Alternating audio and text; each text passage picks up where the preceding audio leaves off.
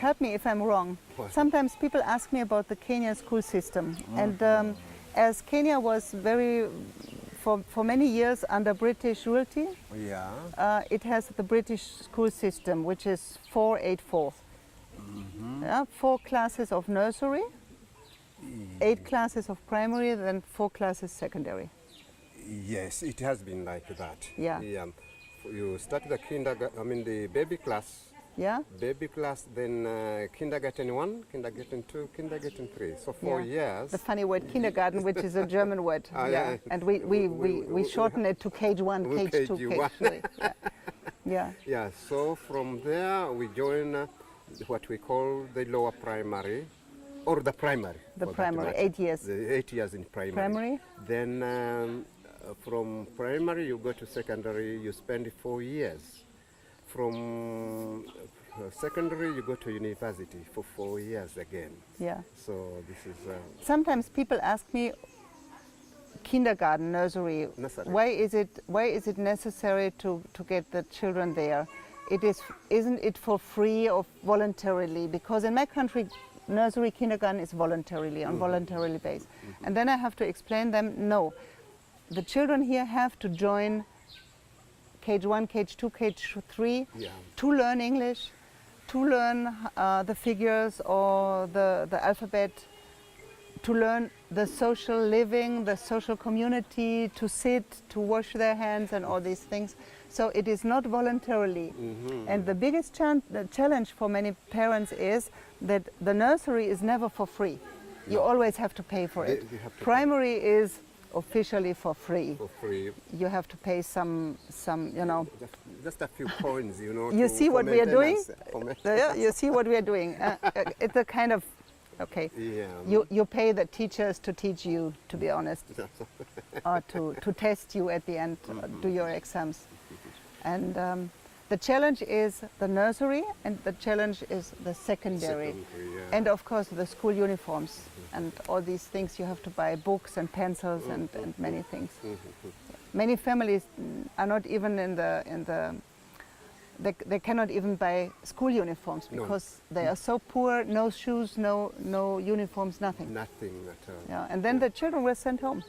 And when you do not have the money to do the exam, if you do not pay the teacher for this exam, he says, okay, then no exam. No exam. Then you were sent home with nothing. Because it has to be bought. The examination has to be bought. Yeah. So this is the challenge. And it is very important for the child to start school as early as at the age of 2.5, going to a baby class. Yeah. This is where he or she will learn so many things, you know, manners, how to, you know, to keep the homes clean, how to wash dishes, very many things will be taught, you know. And we can see the difference. Those children we picked in the age of 3 or 4, they are more socialized, and for them it is normal to do some things. For the elder, it's teaching. It comes, you know, naturally, you know, because they grow up with that. Yeah. You know? The last thing, perhaps, what people always ask me is, how do you choose your children? How do we choose them? you know, when you choose them, it is different, like me. So during the last year, mostly I choose them.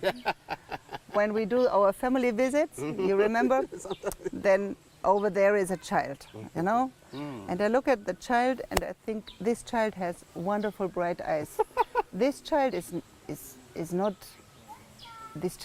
obeying, and I am always very, very much in love with children who do not obey. So I say to you, you remember when we go through the family, I say, Richard, this child over there. And you knew already that this means I want this child in my school. Then you came and say, okay, where is the mother? Then the neighbors go getting the mother. Then you make this interview with the mother, all the neighbors around. And I could feel that now that they know the Vonwald School, and I could feel that they expect, oh, please, God, may I send my child to Vonwald.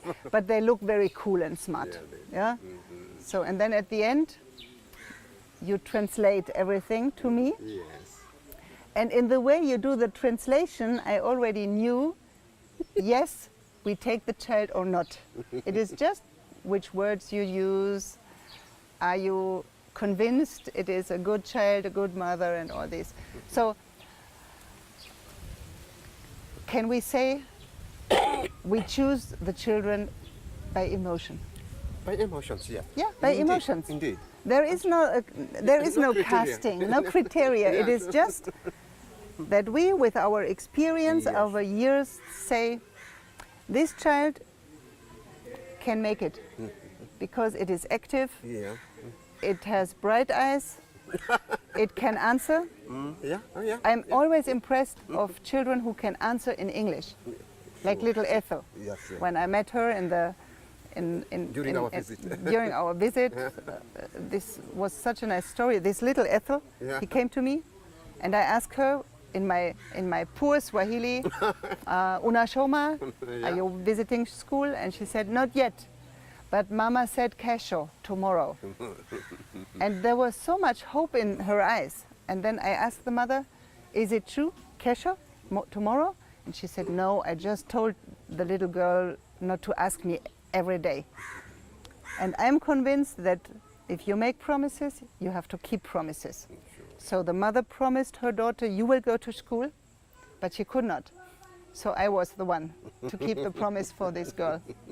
And little Ethel now in baby class, she's really funny. She's my shadow. Sure. So it is really easy. How do we take the children? Just by heart. By Yeah, heart, we listen to our heart and emotion, Sure. and then we say, okay, yes, we take her.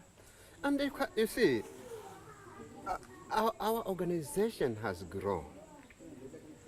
And so many families have come to know about our school, about our organization. They hear a lot about our passion for the families. So most of the needy parents, most of the needy communities come to see us. They bring the cases of their children who are needy. Then we have actually to visit the families to really vet, to see how they live and how they manage their lives. So from there, we come and sit and say, oh, we discuss. We have seen this kind of a family. How do we go about it? Then we get the history cases, we write the history cases down, and then we consider, okay, I think this one should also be helped. So Then- what you describe now is the correct way of my stuff. Exactly. What I described before is what I'm doing. You see, Indeed.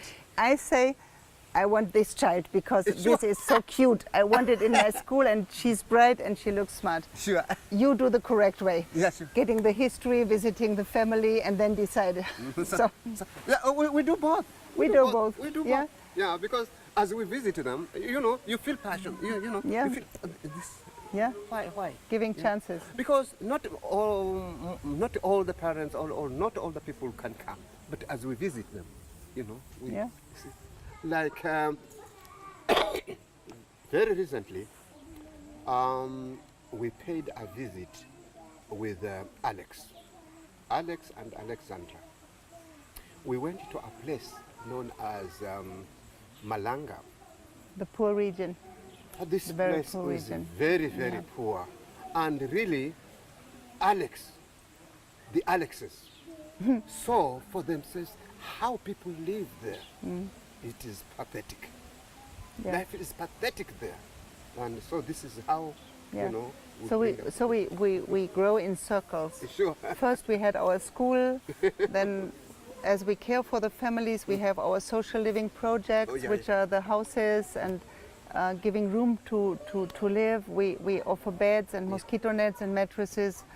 Sometimes we bring water to the families, or we buy goats or hens or something. Oh, we do, yeah. And now, the next step now is not only concentrating on the area around the school, but going to areas and regions outside which are really, really poor.